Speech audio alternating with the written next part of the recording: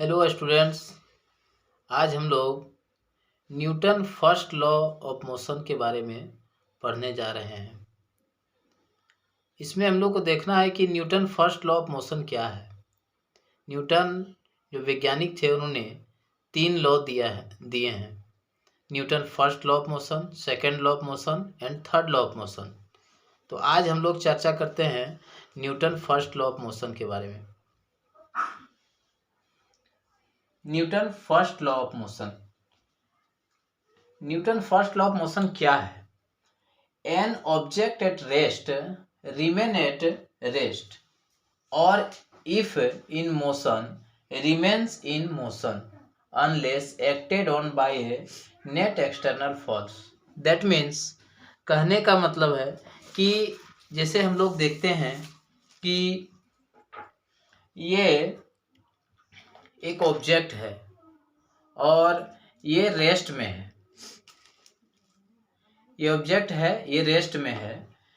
N object at rest remain at rest. कोई object rest में है तो वो रेस्ट में ही रहना पसंद करता है। रिमेन एट रेस्ट और इन मोशन, यदि कोई मोशन में है तो मोशन में ही वो रहना पसंद। जैसे एक बॉल है, बॉल को हम लोग फील्ड में फेंकते हैं तो वह आगे जाते रहता है। और ये कोई ऑब्जेक्ट है, जैसे वो रेस्ट में है तो वो रेस्ट में ही रहना पसंद करता है। कब तक? है ना, motion remain in motion unless acted on by a net external force.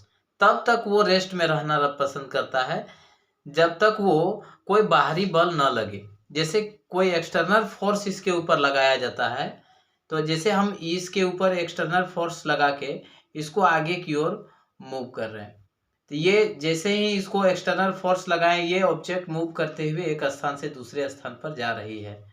यानी ये ऑब्जेक्ट तब तक ये अपने स्थान पर तब तक पड़ा हुआ रहेगा जब तक कि कोई बाहरी बल न लगाया जाए। इसे ही Newton first law of motion कहते हैं।